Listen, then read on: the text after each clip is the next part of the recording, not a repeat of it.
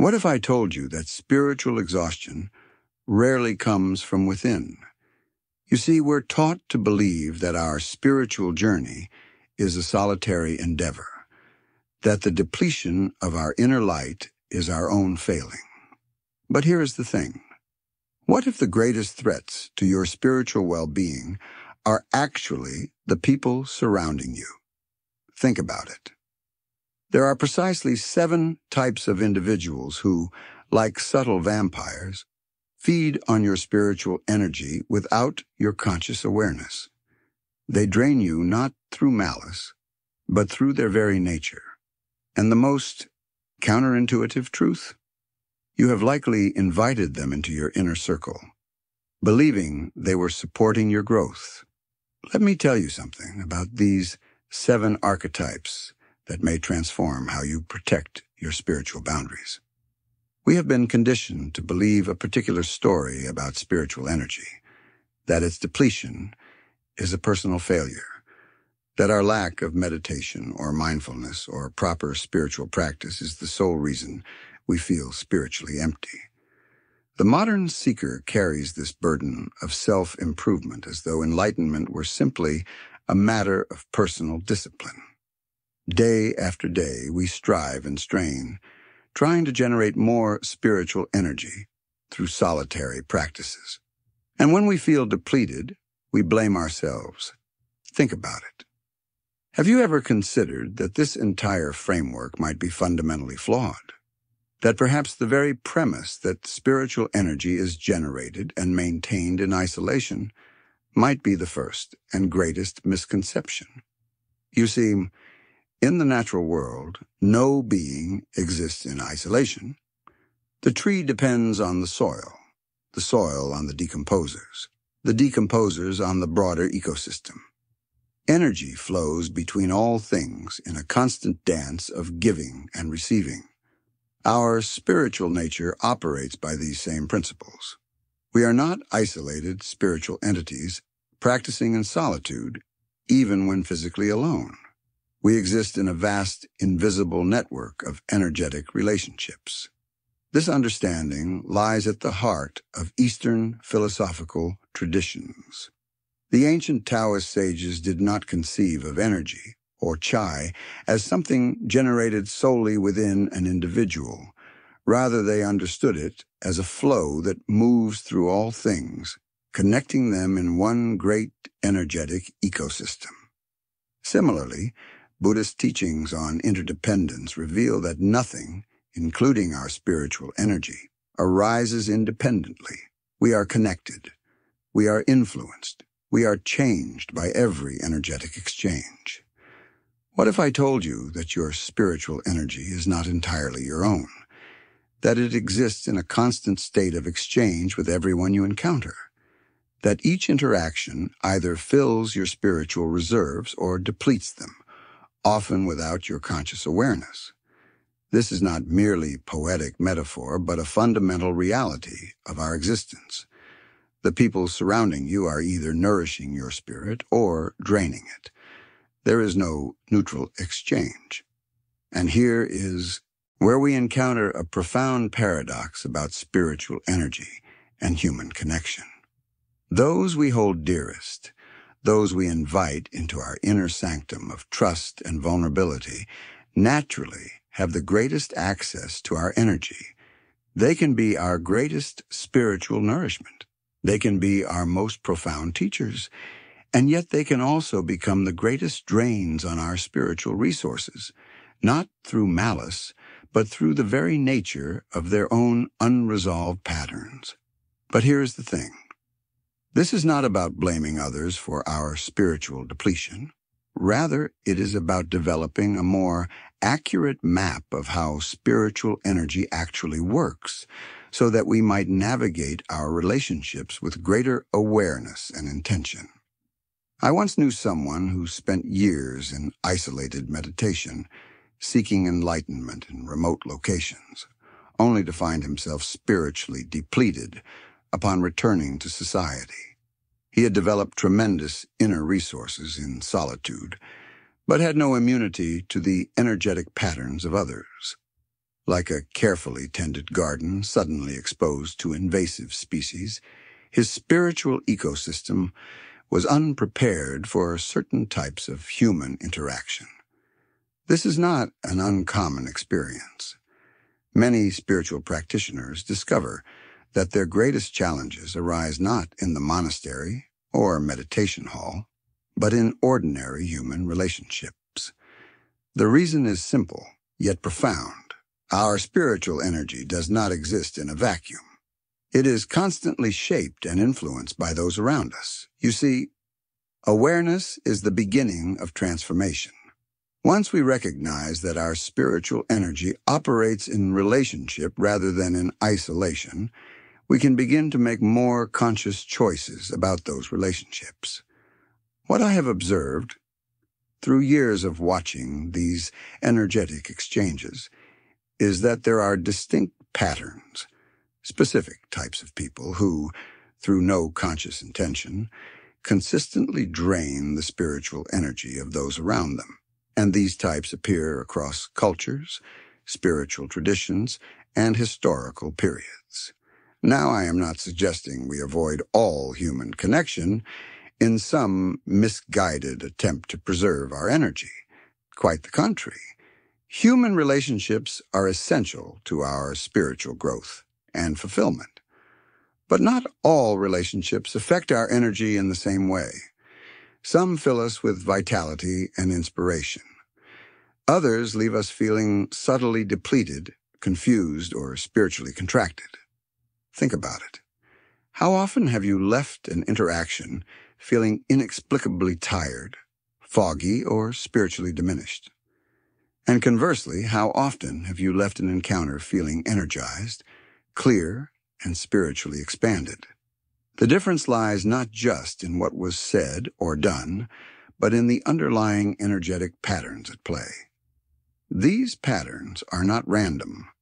They follow consistent archetypal forms that, once recognized, become impossible to unsee.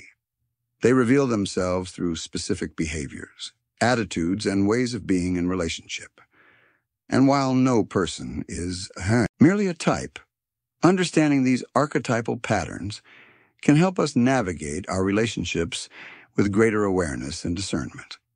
But how do we recognize these types before they have depleted our spiritual reserves? And more importantly, how do we protect ourselves without abandoning compassion? How do we maintain healthy energetic boundaries while remaining open to the genuine connection that nourishes our souls? Now, categorizing human behavior always risks oversimplification. No person is merely a type. We are complex beings containing multitudes, but recognizing patterns allows us to navigate our relationships with greater awareness, to see clearly what is happening in our energetic exchanges. The first energy-draining archetype is the chronic complainer. This is the person for whom nothing is ever quite right.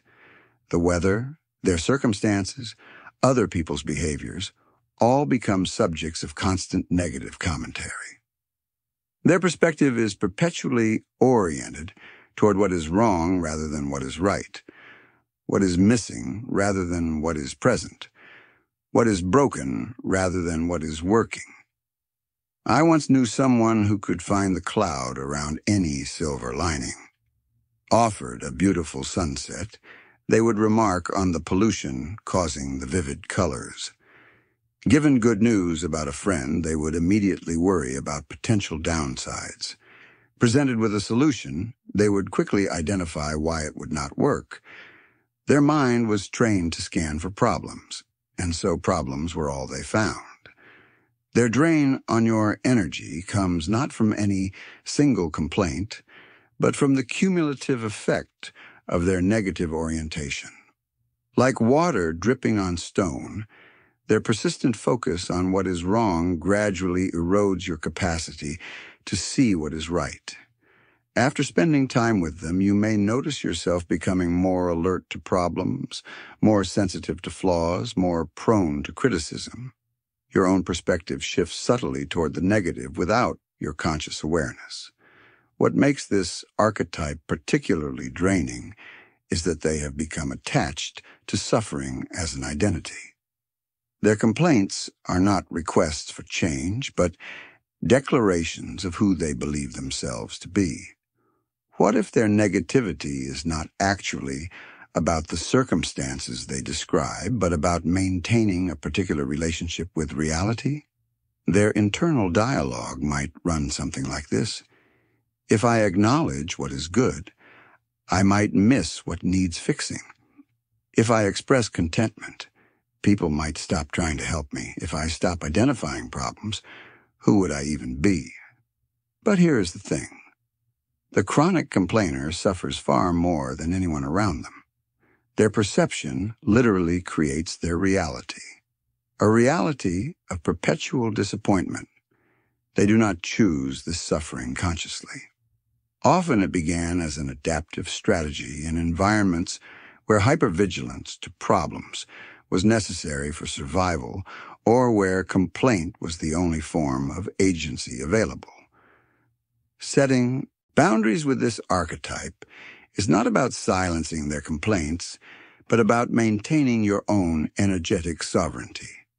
You might say, I hear you are suffering, and I care about that. And I also need to maintain my own positive focus. This is not abandonment, but wisdom. You can offer compassion without absorbing their perspective. You can acknowledge their experience without adopting it as your own. Now, the second archetype is perhaps the most ironic, the spiritual competitor. This is the person who has turned spirituality into an achievement sport. They meditate longer, attend more retreats, have read more texts, studied with more teachers. You see, they have transformed the journey of spiritual ego dissolution into a contest for spiritual ego enhancement. It is rather like trying to win a humility contest. The very attempt negates the goal. But the spiritual competitor does not recognize this contradiction. They are perpetually positioning themselves in the spiritual hierarchy, subtly establishing their superior attainment through humble-sounding language. I am just so grateful for my 3-hour daily meditation practice. I found that after my 7th silent retreat, things really shifted. Since studying with this obscure master that most people have not discovered yet, my understanding has really deepened. Their drain occurs through subtle comparison. In their presence, your practice always feels insufficient, your insights inadequate, your progress too slow. They create a spiritual marketplace where experiences become commodities to be acquired and displayed. What if their spiritual competition actually reveals a profound misunderstanding of what spirituality is? Their internal dialogue might run.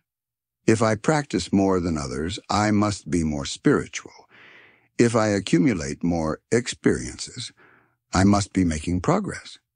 If I study with the right teachers, their attainment will somehow transfer to me. The spiritual competitor has confused the finger pointing at the moon with the moon itself. They collect spiritual metrics rather than embodying spiritual meaning. The number of meditation hours, the famous teachers they have met, the profound experiences they have had, all become proxies for genuine transformation which cannot be measured or compared. Let me tell you something about this archetype. Their competitive drive often masks a deep insecurity about their own spiritual worth. Beneath the spiritual resume lies a fear that they are somehow not enough, that their natural state is not acceptable. And so they strive and accumulate and compare, hoping to finally arrive at a state of spiritual adequacy that remains perpetually out of reach precisely because they are seeking it externally. With this type, the boundary to maintain is not defensive, but one of non-engagement. Their invitation to compare and compete requires your participation. Simply declining this game preserves your energy. You need not dismiss their accomplishments, nor diminish your own practice. You can appreciate their dedication without entering the arena of comparison. The third archetype is the wisdom collector. Unlike the competitor who seeks to outdo others, the collector seeks to gather spiritual teachings like butterflies pinned under glass, beautiful, impressive, but no longer alive. A man I knew could recite teachings from every tradition: Buddhist sutras, Taoist texts, Hindu scriptures, Sufi poetry. His knowledge was encyclopedic. And yet, in his daily life, in moments of stress or conflict, none of this wisdom was accessible to him. It remained theoretical, disconnected from his lived experience. The drain they create comes from endless intellectual discussion without embodiment. They process spirituality through the mind alone, treating wisdom as content to consume rather than truth to live. In their presence, you find yourself increasingly in your head and disconnected from your deeper knowing. What if I told you that unintegrated wisdom is actually more dangerous than acknowledged ignorance? The collector creates the illusion of spiritual progress through accumulation, while the transformative power of fewer, fully embodied insights remains untapped. Their internal dialogue might run: if I learn enough, I will finally understand. If I gather more concepts, I will eventually find the answer. If I can explain it perfectly, I must have mastered it. But here is the thing. True wisdom is not accumulated, but revealed through lived experience. The wisdom collector often uses concepts as a substitute for the more challenging work of transformation. Their vast knowledge becomes a hiding place rather than a path of discovery. Like the other archetypes, the collector deserves our compassion. Their pattern often emerges from genuine longing, combined with fear of the unknown and uncontrollable nature of direct experience.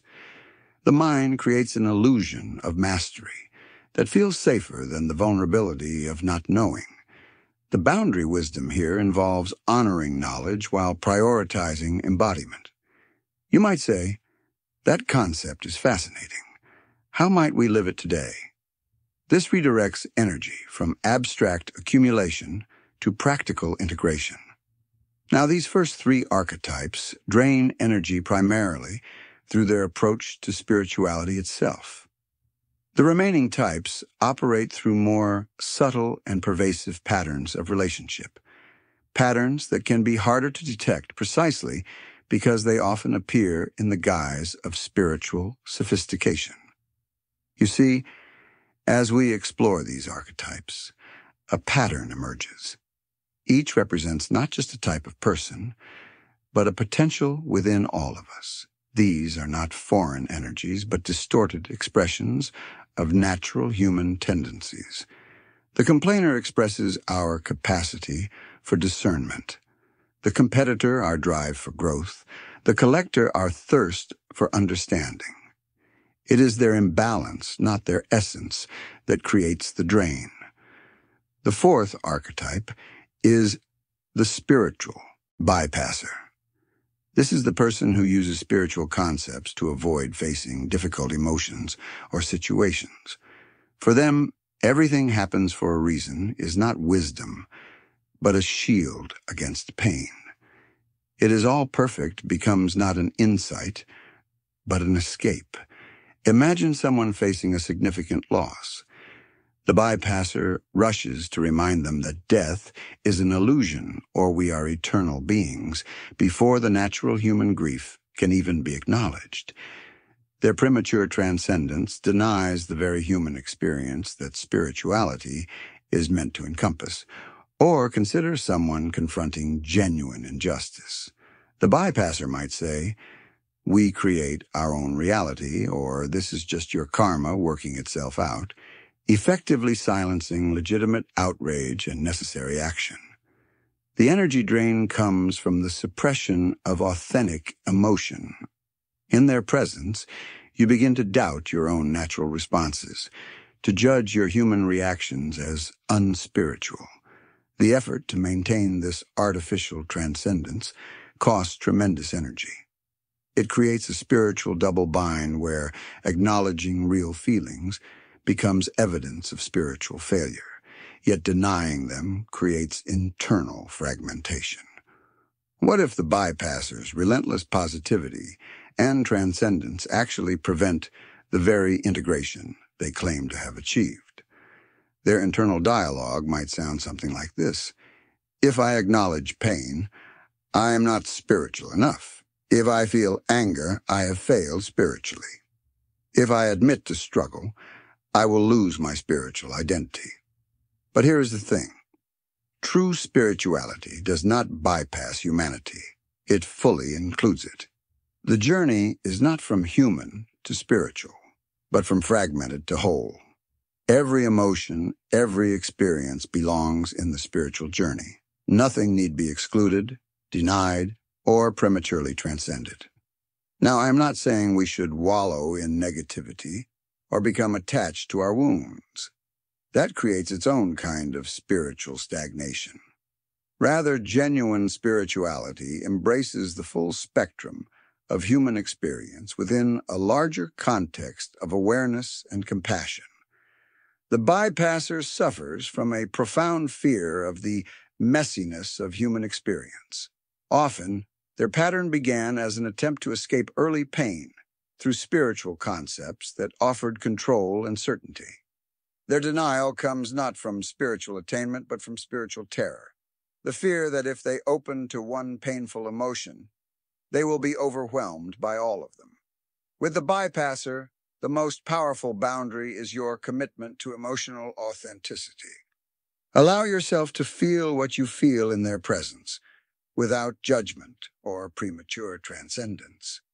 You might say, I honor your perspective, and I also need to fully experience and express my humanity as part of my spiritual path. The fifth archetype is the perpetual crisis creator. Their lives are an unending series of emergencies, dramas, and intense situations that always, somehow, require your immediate attention and energy. Someone I knew could not exist without crisis. When external circumstances were calm, they would unconsciously create conflict, uncover problems, or discover emergencies.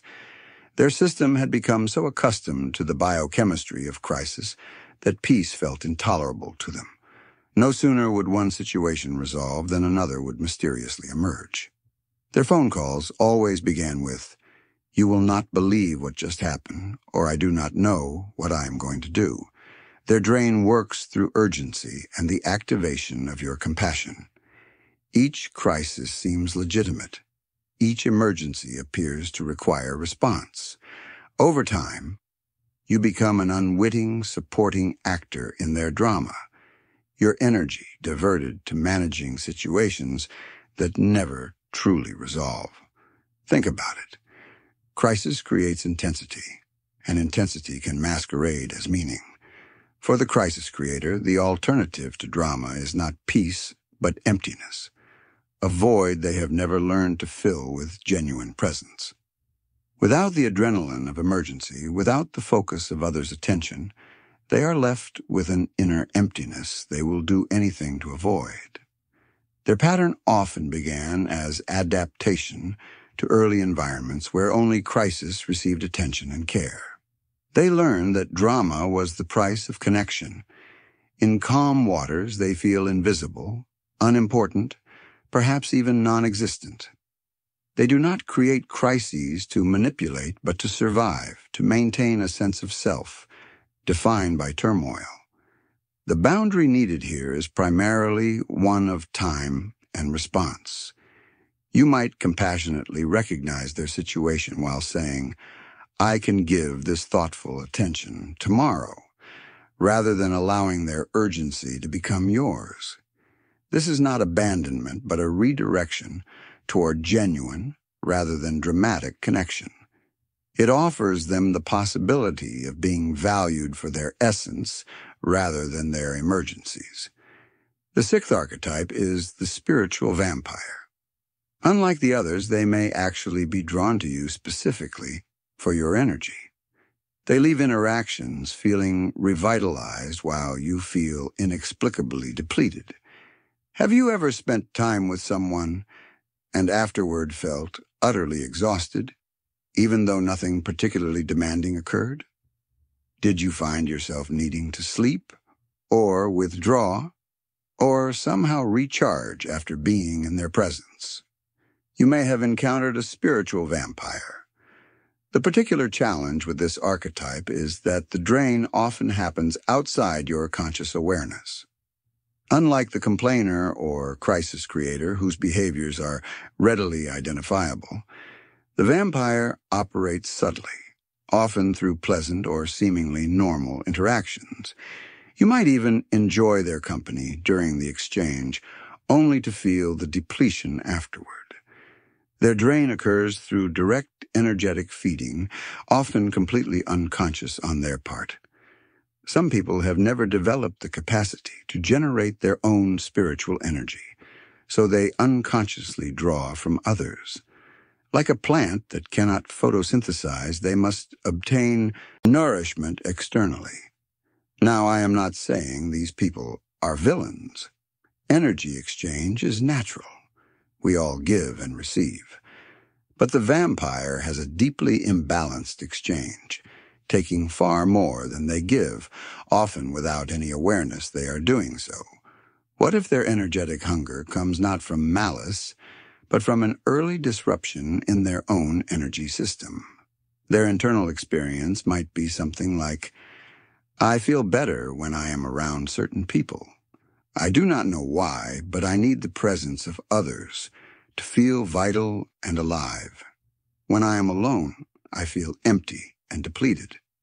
You see, many spiritual vampires experienced early trauma that disrupted their natural ability to generate and maintain their own energy. They did not choose this pattern, but adapted to survive. Their unconscious feeding is not predatory, but desperately compensatory, an attempt to fill a void they cannot name. Yet compassion does not mean allowing yourself to be depleted. With this archetype, clear energetic boundaries are essential. Unlike physical boundaries, these are largely invisible, created through intention rather than words or actions. You might visualize your energy field as distinctly your own, permeable enough for genuine exchange, but not for unconscious feeding. Physical space often helps. Some interactions are better kept brief or in public settings rather than intimate environments where energy fields naturally merge. And contrary to what might seem intuitive, maintaining your own spiritual practices actually helps the vampire by modeling energetic self-sufficiency. These 6 archetypes, the complainer, the competitor, the collector, the bypasser, the crisis creator, and the vampire, all drain energy through patterns that, with awareness, become relatively easy to identify. But the 7th archetype operates with such sophistication, such spiritual camouflage, that it may be operating in your life undetected. And more challenging still, it may occasionally operate through you. The final archetype represents not just a pattern of behavior, but a profound spiritual paradox. It emerges not from obvious spiritual deficiency, but from the very pursuit of spiritual development itself. It is, in many ways, the shadow side of the spiritual journey, the trap that awaits anyone who has made significant progress on the path. The 7th and most dangerous energy-draining archetype is the spiritual narcissist. This is the person who has attained genuine spiritual insights and abilities, only to have these achievements co-opted by a more subtle and sophisticated ego structure. Imagine someone who has indeed developed extraordinary awareness, perhaps even genuine compassion and wisdom.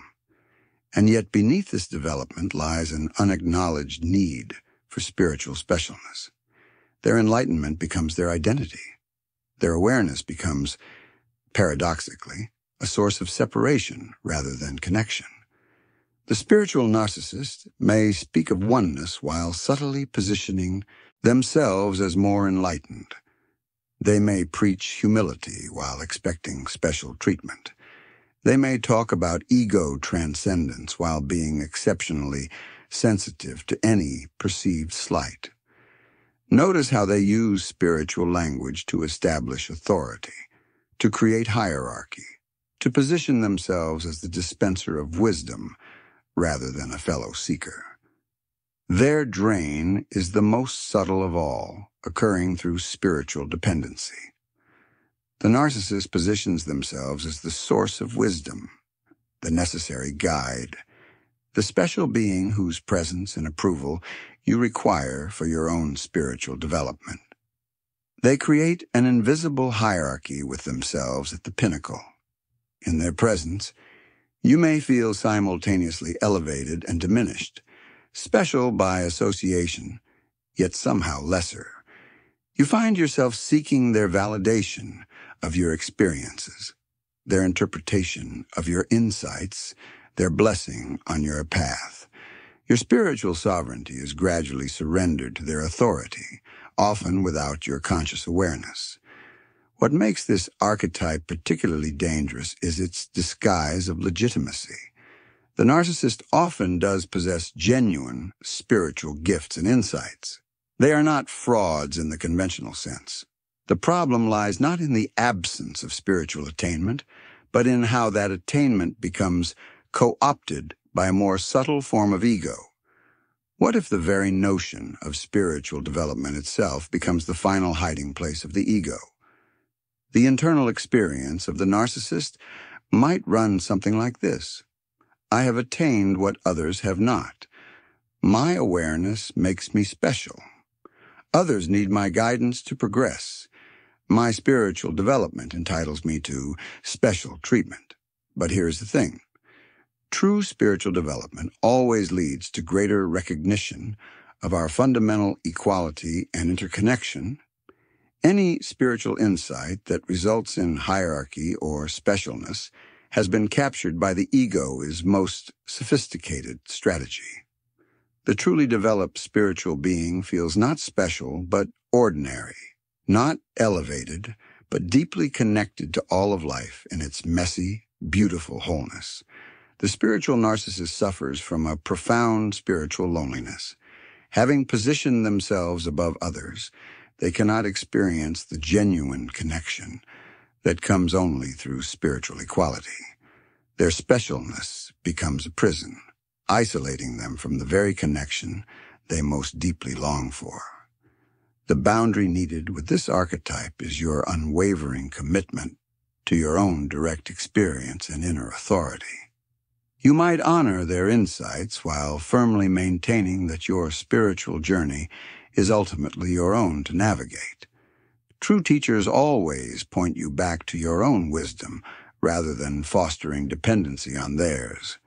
You see, these 7 archetypes, the complainer, the competitor, the collector, the bypasser, the crisis creator, the vampire, and the narcissist, are not separate categories but interconnected patterns.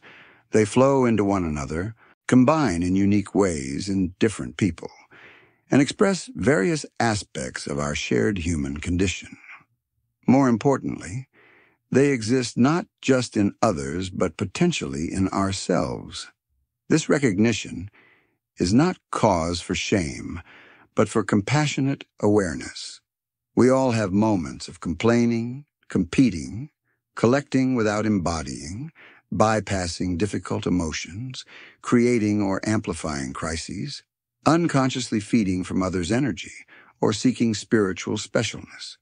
What if I told you that the most transformative approach to these archetypes is not identifying them in others, but recognizing when they operate through us? That complaining session where you drained a friend's energy, the time you subtly competed to establish your spiritual credentials, the crisis you perhaps unconsciously magnified to receive attention. The path beyond these patterns is not elimination, but integration. Each archetype represents a distortion of a natural human capacity. The complainer's discernment, the competitor's drive for growth, the collector's thirst for understanding, the bypasser's recognition of transcendent truth, the crisis creator's intensity of engagement, the vampire's recognition of interconnection, and the narcissist's embodiment of spiritual potential. We do not transcend these patterns by rejecting them. We do not transcend these patterns by suppressing them. We do not transcend these patterns by judging them. We transcend them by bringing compassionate awareness to their operation in ourselves and others. Like a garden ecosystem, our spiritual energy field naturally includes a variety of elements. Some plants nourish, others might initially appear as weeds. But in a mature ecosystem, even challenging elements find their proper place and proportion. Nothing need be eliminated, only brought into balance through the light of awareness. Protecting your spiritual energy is not about isolation, but discernment. Like a cell with a semi-permeable membrane, you can remain open to nourishing exchanges while maintaining boundaries against draining ones. This requires the ongoing practice of energetic awareness, noticing how you feel in various relationships, and honoring that information. Feel the quality of energy in each interaction. Notice whether you leave feeling expanded or contracted, energized or depleted, clear or confused. These feelings are not arbitrary but informative, revealing the underlying energetic exchange.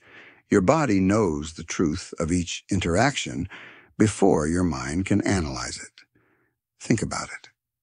What if these challenging archetypes are actually spiritual teachers in disguise? The complainer teaches you to maintain positive focus despite external negativity.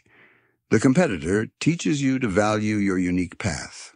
The collector reminds you to embody rather than merely accumulate wisdom. The bypasser calls you to emotional authenticity. The crisis creator invites you to remain centered amidst chaos. The vampire teaches you energetic sovereignty. And the narcissist challenges you to honor your inner authority. I knew someone who transformed their relationship with a chronic complainer in their life, not by avoiding this person or trying to change them, but by developing stronger energetic boundaries. They learned to listen with compassion without absorbing the negative perspective. Over time, something remarkable happened. As they maintained their positive energy in the presence of complaint, the complainer gradually began to shift, not because they were trying to change them, but because they were modeling an alternative way of relating to life. This points to a profound truth about energy. It is contagious.